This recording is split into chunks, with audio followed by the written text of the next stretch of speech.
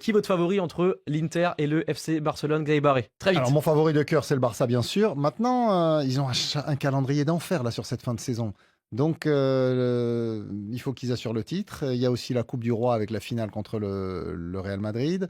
Euh, mais bon, Barcelone quand même. Benjamin. Barcelone, mais je ne suis pas très sûr. Ok. Pour des arguments que j'ai donnés tout à l'heure en parlant de l'Inter. Parce que l'Inter, c'est une équipe qui est difficile à manœuvrer, qui est difficile à jouer.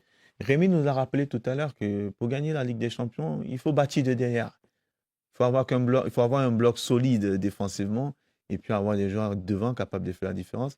Et c'est ce qu'a l'Inter aujourd'hui. Donc, Vous vous méfiez? Oui, je me méfie. On a un Benjamin Mokonjo méfiant aujourd'hui. Rémi Mhm. Ngono. Quand je regarde les dernières prestations de Barcelone, je suis un peu inquiet parce que avant, je voyais que c'est Barcelone qui va remporter, même comme je voulais transformer mes rêves illusoires en réalité.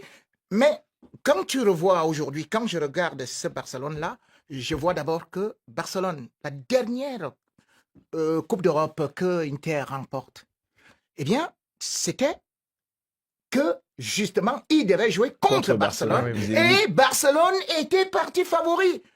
Ils Et sont le retour, c'était au Camp Nou. Oui.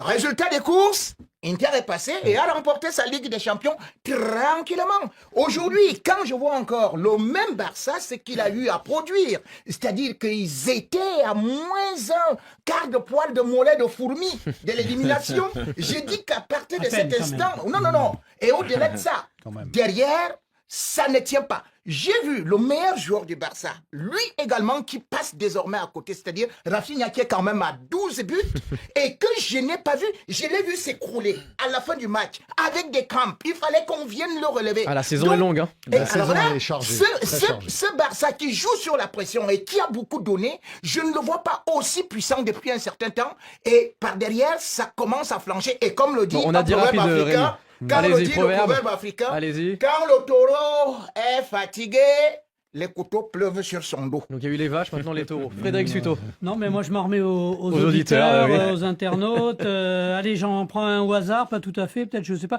Togumbey, Nadjadoum, finale, Barcelone, Arsenal, comme en 2006. Parlons des Gunners un petit peu. Dernière demi-finale 2009, je calcule, ça fait 15 ans que les Gunners n'ont pas atteint ce stade de la compétition. Xavier Barré, est-ce que c'est l'année ou jamais, tiens, pour les Gunners d'aller le plus loin possible et pourquoi pas soulever la coupe? Mais de toute façon, ils ont restructuré l'équipe pour faire partie des derniers carrés de la Ligue des Champions, je dirais, chaque année.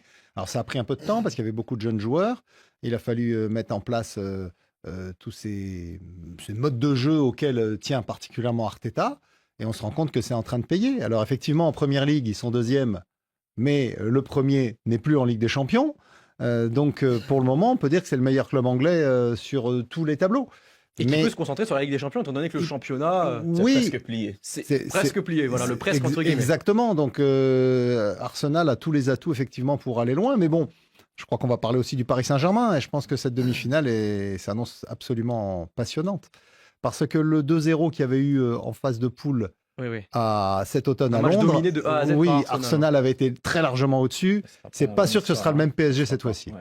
Benjamin, sur le collectif Ouais, des, non, des non, Gunners, c'est ce qu'on retient finalement. Une équipe Oui, très solidaire. Je pense qu'on peut mettre en avant ce que Arteta fait depuis même pas que le début de saison, mais depuis 2-3 ans qu'il a récupéré ce club. On a vu l'après Wenger qui a été très très difficile, les entraîneurs qui se sont succédés et à qui on ne laissait pas le temps.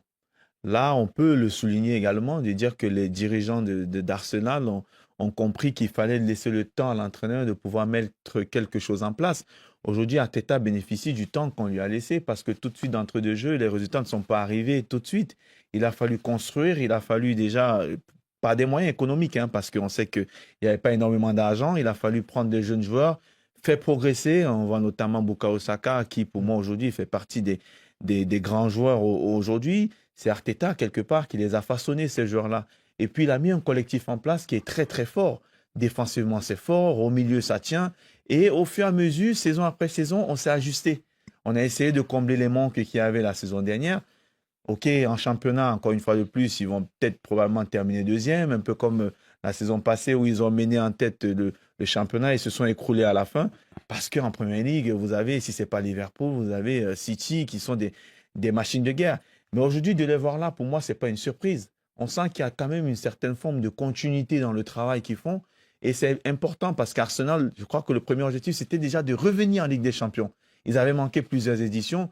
Et le travail qu'il fait Arteta aujourd'hui est intéressant. C'est pour ça que pour moi, bien sûr, il y a Paris, il y a Barcelone, il y a aussi l'Inter. Les 4 demi-finalistes ont tous leur chance d'aller jusqu'au bout et de pourquoi pas gagner. Je vous demanderai qui est votre favori. Rémi Ngono, est-ce que face au Real Madrid, tiens, je m'adresse à vous, est-ce qu'on n'a pas vu la quintessence finalement du Arsenal de Mikel Arteta, un collectif parfaitement huilé? On sent que les joueurs jouent les uns pour les autres et ça a payé match aller, match retour face au Real Madrid. Je suis surpris d'une chose aujourd'hui.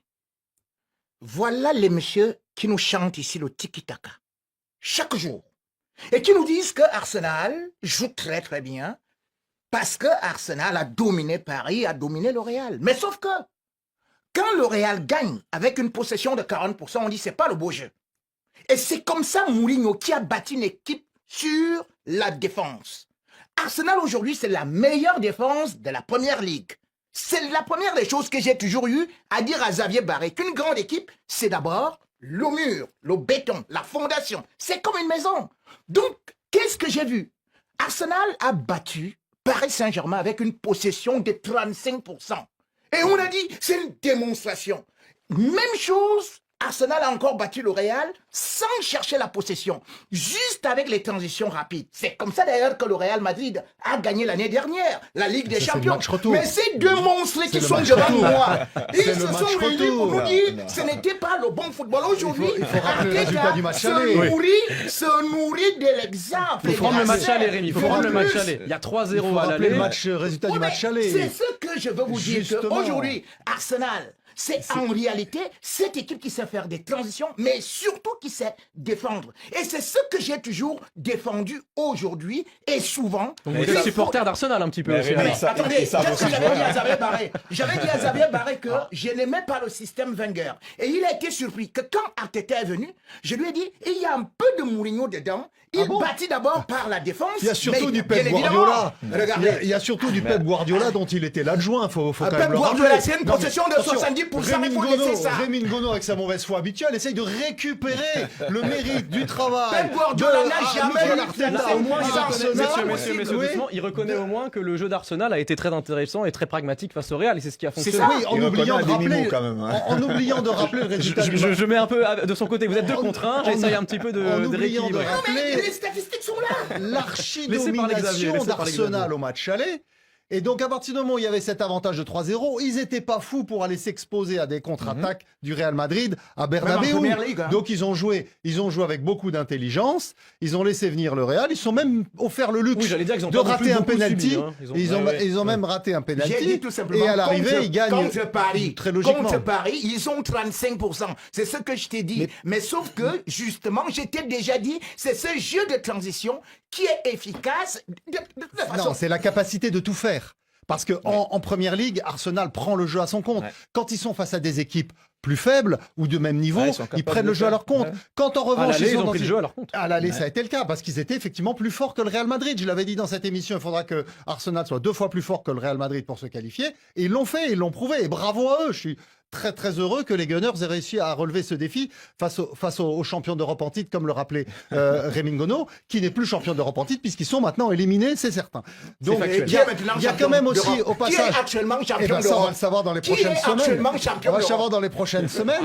Mais Il reste quelques jours au Real Madrid, mais c'est bientôt fini. champion d'Europe. Monsieur, nous sommes sur un plateau où nous parlons la langue française. Nos futurs compliqués et nos présents simples. Il y a aussi une petite revanche qui a été prise par un joueur extraordinaire qui s'appelle Odegaard, qui avait été quand même recruté par le Real Madrid alors qu'il avait 16 ans.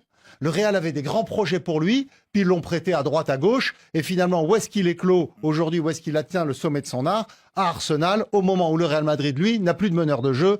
Simple clin d'œil de l'histoire. Moi, ce que je voudrais ajouter, Sofiane, ce qui fait quand même plaisir, on parlait des années Arsène Wenger, Rémi faisait allusion, il disait qu'il n'aimait pas trop Arsène Wenger, mais on a quand même eu ce grand Arsenal du début des années, fin des années 90, années 2000. La Ligue des Champions, ils ne l'ont pas gagnée. Il y a eu la finale perdue contre Barcelone en 2006. Il y a eu une demi-finale ensuite en en 2009. Et Après derrière, 2 mois, il a après fallu plus rien. reconstruire. Et bon, on se moquait un petit peu de ce club. Au mieux, c'était deuxième, toujours un peu tendre. Les gros matchs, il manquait. Mais c'est vrai que vous le disiez, Benjamin, quand on voit Bukayo Saka, Declan Rice, des joueurs maintenant qui sont des références mondiales, ça leur manquait un petit peu là, il y a encore quelques années. Maintenant, ils ont réussi à les attirer. Ils sont là et ils ont ces joueurs-là. On l'a vu à l'aller, les 2 coups francs de Declan Rice, qui sont capables de gagner les matchs. Un petit message tout de même, là, on nous rappelle, à chaque fois qu'Arsenal a été dans le dernier carré, c'est Barcelone qui a remporté le titre. Ça, c'est Chris Archange qui nous dit ça. On verra si ça 2006-2009. définira les Bon. statistiques. Benjamin, rapidement sur l'effectif d'Arsenal, puisque il faut savoir qu'il y a aussi beaucoup de blessés chez les Gunners. Hein. Ça joue avec Mikel Merino en attaquant de pointe. Le défenseur central Gabriel est blessé. Il faudra y penser à ça pour les demi-finales. Arsenal joue avec un effectif assez réduit quand même. Oui, mais Merino a montré qu'on pouvait quand même compter sur lui. Milieu de formation. on le Oui, rappelle oui. quand même. Après, je pense qu'on a même aussi vu dans le passé, pas forcément Arsenal, Kai Havertz jouer devant. Xavier disait tout à l'heure la méthode un peu Guardiola où on n'a pas forcément besoin d'un numéro 9, même si Rémi va me dire que Guardiola a dû aller chercher Haaland pour gagner la Ligue des Champions. Ça c'est vrai, mais ils ont quand même cette capacité, ces entraîneurs-là, à s'adapter en fonction des joueurs qu'ils ont à disposition. Mais ce qui est intéressant, et là je ne rejoins pas Rémi, c'est que Arsenal ne joue pas que sur cette phase de transition. Arsenal sait garder le ballon quand il faut le garder. C'est une équipe qui s'adapte en fonction de l'adversaire qu'elle a en face.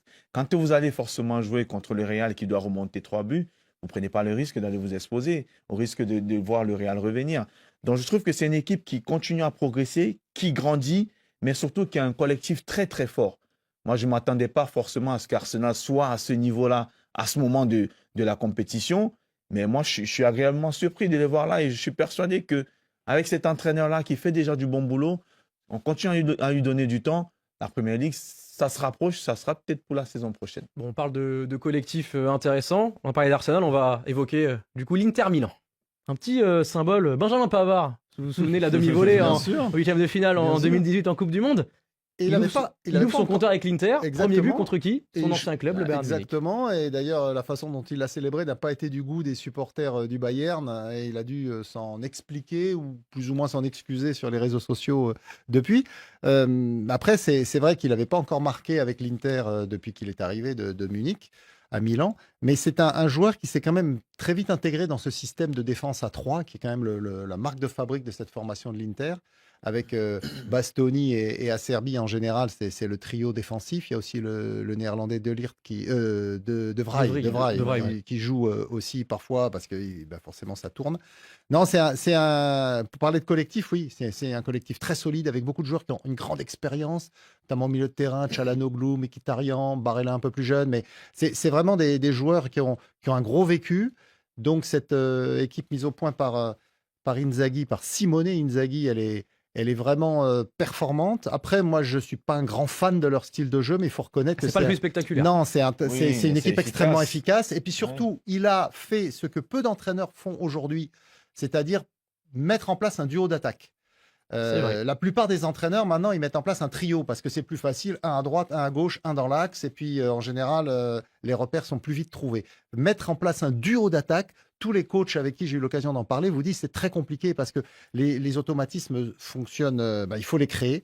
Et là, avec C'est Marcus ce qu'on faisait il y Thuram, a très longtemps quand même. Années Oui. 80-90, on Absolument, avait mais Martin un peu un Cantona, football à l'ancienne. mais hein. à l'époque où il n'y avait pas des transferts tous les 6 mois. Oui. Alors maintenant, c'est beaucoup plus difficile. Et l'Inter de Simone Inzaghi, avec ce duo Marcus Thuram, Lautaro Martinez, il a vraiment ce duo d'attaque. Alors que sur le banc, il y a plein d'autres attaquants de qualité. Il y a l'Iranien Taremi qui est arrivé cette année de Porto. Il y a le jeune Fratesi. Il y a Arnautovic, l'international autrichien. Donc il y a en plus d'autres solutions. Mais non, il a un duo préférentiel et qui marche bien. Oui, mais Meilleure ça défense, ça- je rappelle juste meilleure défense de la Ligue des Champions, l'Inter Milan. Ouais. Allez-y, Je crois qu'ils Benjamin. avaient pris que 3 buts avant le match, C'est ça. le quart retour. Donc ça fait 5 Mm. meilleure Non, défense. je voulais revenir sur ce que Xavier disait par rapport au duo. Bon, ça, ça date pas d'hier. Hein.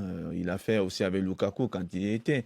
Je pense que la vraie complémentarité et le joueur un peu plus dans ce duo-là, c'est Lautaro Martinez. Parce que lui, il réussit à la fin à s'adapter à tous les attaquants qu'on met autour de lui. C'est un joueur qui est hyper intelligent et qui est hyper intéressant. Moi, on ne s'attendait pas forcément que ça prenne tout de suite avec Thuram, comme on l'a vu avec Lukaku, où ça a très très bien marché, où ils arrivent même en finale de la Champions League. Donc je trouve que... Et puis c'est une équipe qui n'a pas beaucoup bougé. On peut dire ce qu'on veut, c'est les mêmes joueurs qui sont dans cet effectif depuis un moment. On a essayé de compenser par les départs je crois que c'est Brozovic qui était parti au milieu. Aujourd'hui, c'est Çalhanoğlu qui joue à ce poste-là. Donc c'est un groupe qui se connaît quand même depuis un certain nombre d'années. Et moi, j'adore, même s'ils avaient dit que c'est pas spectaculaire. Oui, c'est pas spectaculaire, mais c'est très, très efficace. C'est difficile à manœuvrer. C'est difficile à bouger entre les lignes. On sent quelque chose. On a l'impression des fois qu'on s'est placé comme ça sur un tableau et on est en train de les piloter, de bouger les joueurs les uns après les autres. Mais parce que ça, c'est un travail qui est fait au quotidien à l'entraînement. C'est la répétition des gestes, des efforts, de ce que leur demande Inzaghi. Et je vais répondre finalement à votre question. Je pense que pour moi, l'Inter est peut-être le favori de cette Champions League. Vous anticipez déjà la question d'après. Des petits messages peut-être Allez-y, avant Frédéric. d'entendre Rémi, mais Inter Milan sera champion d'Europe pour aller dans votre sens. C'est ce que nous dit Massiré. Cette équipe est impressionnante, Bekaiba.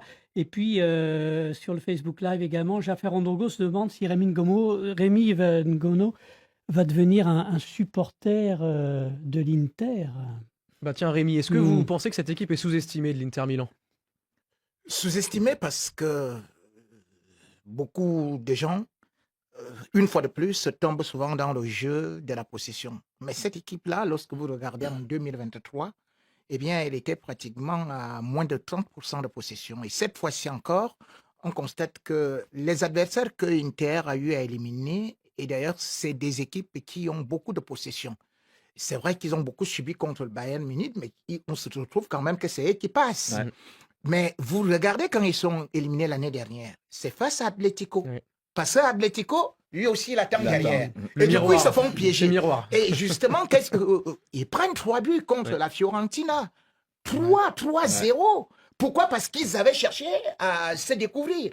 Donc, c'est une équipe qui attend parce que ça se nourrit de la sève du calcio. C'est-à-dire que on attend, on bétonne, C'est son et après on ADN, hein. attaque. Oui, c'est comme ça. C'est son Ils ADN. avaient Il y a un perdu problème. que, Il y a un problème. que 1-0 face à Chelsea Oui. au final. Oui, donc il y a un Face à problème Manchester africain. City. Manchester City. pardon, Ouais. City.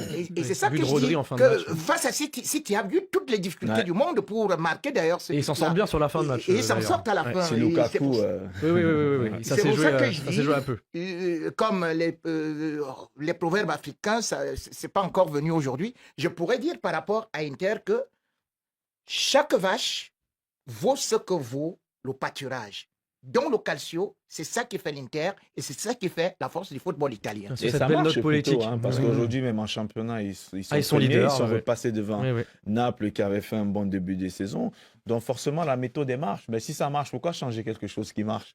Ah mais Ouais. vous me posez la question? Il faut, il faut continuer comme ça. Bon messieurs, juste alors, on sent que vous avez vos idées. On va faire un petit tour de plateau sur vos favoris. Déjà pour les demi-finales, mais j'imagine qu'en tête, vous avez peut-être déjà un favori pour la victoire finale. Sur le match, d'abord, rapidement, Arsenal-PSG, est-ce que pour vous, il y a un favori qui se dégage ou ça va être très équilibré, Xavier Barry? Ah, je suis un peu partagé quand même. Projet. Parce que, Vous avez ouais, pris ouais, la je- soupe, ça Ok. Vous avez- vous Ouais, avez la je patate suis un chaude peu, trop vite. ouais, c'est un peu un piège. Forcément, Arsenal m'a beaucoup plu contre le Real, mais le PSG me plaît énormément aussi. Donc, j'avoue que je suis un peu. Que le meilleur gagne. C'est comme ça qu'on s'en sort, Oui, normalement. non, bah forcément, je pense quand même que le Il est pour PSG. Paris, Non, Xavier, mais c'est le bon. Paris Saint-Germain a un gros avantage cette année, c'est que contrairement aux autres, lui, il est déjà champion. Et donc, Oui. depuis le week-end dernier, en fait, Luis Enrique peut faire tourner son effectif en championnat sans problème. Mais Arsenal ne va pas chercher. Ouais. Arsenal- Liverpool est trop loin. Donc, Non, mais bon, il faut quand Faut même garder qu'ils la aient- deuxième verrouillent place. cette deuxième place. Et il y a Newcastle qui vient d'arriver juste derrière. Il y a Nottingham Forest pas loin, Manchester City, Chelsea. Donc je pense que c'est plus facile pour le Paris Saint-Germain de préparer ce rendez-vous. Benjamin, même avis? Oui, je suis d'accord avec Xavier parce que d'autant plus que le Paris Saint-Germain domine littéralement la Ligue 1, même quand il décide de tourner, de faire jouer les deuxième et troisième choix, hein, excusez-moi du mot, il ne perd pas en qualité parce qu'en face, les adversaires ne sont pas au niveau de ce PSG-là. Et pourtant, Arsenal, tous les week-ends, on voit la Première Ligue et on sait que c'est une bagarre, c'est une bataille. Même quand vous jouez contre le 20e, il va falloir se déployer. Donc, oui, peut-être qu'Arsenal va laisser les plumes, mais au vu des 2 matchs qui se sont joués, les matchs retour, j'ai envie de dire, j'avais un penchant un peu pour Paris, mais ce que Paris nous a montré face à Aston Villa au match retour, il y a un brèche. peu de l'inquiétude. Ok. Rémi, rapidement. Vous avez un favori ou vous la jouez à, on va dire, à la Xavier Barré? On botte un peu en touche. Oui, je vais la jouer à la Xavier Barré. Je comprends. Pourquoi? La sécurité. Parce que je vois par exemple que Arsenal, lorsque vous regardez l'équipe type de la semaine, c'est des joueurs justement qu'on n'attendait pas qui ils se retrouvent dans l'équipe type. Donc, le Paris Saint-Germain, les deux joueurs qui sont dans l'équipe type, c'est plutôt Donnarumma. Et je crois, comment on a, Mendes. Donc, Oui, vous Nuno vous Mendes. rendez compte? C'est-à-dire que le Paris Saint-Germain, dont on vante l'attaque, s'est reposé plutôt Ils sont sur gardiens. bon, Ah, ils ont et beaucoup c'est- subi. Hein. Ils ont Ouais, beaucoup subi. ouais, Or, Arsenal, c'est une équipe qui va dans l'intensité. Parce que Paris a souffert dans l'intensité. Mais Paris a une chance. Pourquoi Paris a une chance? Parce que la liste se passe, bien évidemment, chez Arsenal, mais sauf que Arsenal va manquer de ce qu'on appelle le moteur même qui donne la pulsion de l'intensité. C'est-à-dire Partey, Partey. Thomas Partey. Ouais. Il sera suspendu. Donc, à partir de cet instant-là, il faut quand même savoir aussi que quand Paris perd contre Arsenal, il n'y avait pas Dembélé, il n'y avait pas... comment vous l'appelez là Kvaratskhelia. Kvaratskhelia. J'aime toujours à me déchiqueter la langue. Donc, Vous l'appelez l'autre, du coup. C'est comme ça. donc, et du coup, aujourd'hui, on se rend compte que c'est Arsenal qui a perdu plusieurs éléments Ouais. et que c'est Paris qui en a plutôt gagné et va jouer le match à domicile. Mais si... Match retour. Oui, le match retour à domicile. Mais par contre, ce que j'ai vu, justement, ce pari-là produire contre Aston Villa, Au match c'est- retour. au match Ouais. retour, c'est ça qui fait qu'aujourd'hui, je considère peut-être les statistiques d'Opta qui montrent quand même que Arsenal peut remporter avec... oui, Considérez les 28, statistiques. Ouais, c'est vrai. 28,7% C'est ce qui est écrit, et c'est que vrai. Paris, c'est 24%. Ouais. Oh, vu les dernières données. Bon, bah, statistiquement, alors, vous avez. Il a un doute coué comme le moi, match. finalement. Ce que je suis sûr, c'est que le Real Madrid est à 0 maintenant. Allez, ça, c'était gratuit. Messieurs, sur l'autre. Vers à Kylian Mbappé. Oh, Vers Ah, à il Kylian osera Mbappé, tout, hein. Il osera qui est tout. saccagé par tout le monde. Oh là là, il a déçu, il venait pour remporter la Ligue des Champions. Il ne vaut pas Cristiano Ronaldo. Je devrais rappeler à ces gens-là que Cristiano Ronaldo, quand il est recruté à 94 millions, eh bien, la première saison, il n'est pas mieux que Mbappé parce que le Real fait une saison blanche. La deuxième saison, le Real fait encore quasiment une saison blanche avec juste une Coupe du Roi. La troisième saison, eh bien, Cristiano Ronaldo, on s'est fait éliminer. C'est Cristiano Ronaldo qui rate finalement le penalty. Et en 2013-14, c'est la remontada avec la décima et tout le monde commence à applaudir Ronaldo qui devient Donc, aujourd'hui on laisse une du temps, légende. faut laisser Comme du temps, le non dit un proverbe Allez, africain, le dernier. ce n'est pas le jour où le coq monte sur la poule qu'elle fait les œufs. il manquait le coq. Le FC Barcelone perd pour la toute première fois en 2025, c'est une dinguerie, mais malgré ça, ils arrivent à se qualifier pour les demi-finales de la Ligue des Champions. Et ça faisait très longtemps que ce n'était pas le cas. Mais que c'était désastreux et moche aujourd'hui de la part du FC Barcelone. Alors oui, il y a la fatigue, il n'y a pas de souci. Mais énormément d'équipes sont aussi fatiguées. C'est vrai qu'il y a eu un enchaînement pas possible depuis le match face à Osasuna, mais quand même nous proposer un jeu comme ça aujourd'hui, bah c'est désastreux. À commencer par la première mi-temps de De Jong, franchement j'ai détesté. Ça a été mauvais, des pertes de balles, mais étonnant. Je pourrais même mettre Firmino aussi, mais franchement, celui qui m'a le plus choqué, c'était De Jong. C'est inhabituel de sa part. J'ai limite eu l'impression qu'il a été orphelin d'un homme, de Pedri. Et tu vois qu'au final, c'est lui qui manipule tout le monde. C'est lui le grand Manitou. C'est lui le joueur qui me fait le plus mal. C'est lui le meilleur joueur au monde. Parce que le joueur que vous essayez de propagander, je vous cache pas, aujourd'hui, je l'ai trouvé mauvais. Habituellement, j'aime bien le fait qu'il fasse des efforts, le fait qu'il soit disponible, le fait qu'il arrive à marquer les buts au bon moment. Mais j'ai l'impression que la courbe, elle commence à faire ça de Rafinha. Et je le vois, il y en a certains qui n'arrivent pas à le mettre en avant, mais d'un point de vue offensif, ça commence à devenir bizarre, Rafinha. On sait que c'est un joueur qui fait énormément d'efforts, c'est très bien, mais ça reste quand même un joueur aussi à vocation offensive. Lamine Yamal, très mauvais aujourd'hui, très mauvais, c'est pas parce qu'il est jeune qu'il faut se taire. Et ça faisait très longtemps que j'avais pas vu un tel Lamine Yamal. Limite, j'ai jamais vu ça. Dans ses provocations, ça n'a pas été une réussite. Dans ses passes, ça n'a pas été une réussite. Dans ses frappes aussi, c'était très mauvais. D'ailleurs, je sais même pas s'il a frappé. Et là, vous attendez que j'attaque Lewandowski, mais Lewandowski, il a eu quasiment 0 ballon. Miskin, il faisait de la peine devant quand même. En tout cas, le Barça a assuré l'essentiel, mais honnêtement, c'est très mauvais. C'est très très mauvais et je sens que le FC Barcelone est en train de baisser quand même en régime. Parce que je commence à voir que les équipes comprennent le système du hors-jeu. Et si c'est le cas, le FC Barcelone peut tout perdre. Mais sinon, en vrai, ça va toi? Montre-moi bien. S'il vous plaît, cette version de Araujo, elle est où? Cette version de Ronald Araujo, elle est où? Celui qu'on propagandait comme le meilleur défenseur du monde. Le défenseur qui imposait le respect, qui terrorisait tout le monde avec un aura de zinzin. Ce défenseur-là, les gars, il est où? Oh, les gars, je suis désolé. Sur 2 ans, 2 quarts de finale, tu peux pas faire 2 erreurs. L'année dernière, contre le PSG, tu prends rouge. Aujourd'hui, tu fais une remise à Guirassy. C'est pas possible. Araujo, depuis qu'il est de retour, il fait de bonnes entrées. Mais à chaque fois qu'il est titulaire, c'est compliqué et Flick finit par le remplacer à la première mi-temps. Araujo, réveille-toi, tu ne peux pas te faire gimbas par Inigo Martinez. Regardez l'âge d'Inigo Martinez. Araujo, tu peux pas te faire gimbas comme ça. Tu peux pas te faire banqueter comme un enfant. Et tu ne peux pas surtout nous coûter des buts. Certes, toute l'équipe a été nulle aujourd'hui, les gars. Mais c'est un enchaînement. Ça fait plusieurs matchs. Au marquage au corner, couvre leur jeu. Ce soir, remise. Genre, les gars, cette version de Araujo, elle est où? Araujo nous a fait galérer à pas vouloir prolonger parce qu'il voulait un plus gros salaire. Tu as prolongé, tu as ton plus gros salaire. Qu'est-ce qu'il te faut de plus? Il te faut quoi de plus? Non, franchement, les gars, ça m'attriste. Je vous promets, les gars, ça m'attriste. J'espère qu'il va revenir. Enfin bref, sinon vous, les gars, vous en pensez quoi? Ramenez-vous sur ta personne, on s'ennuie.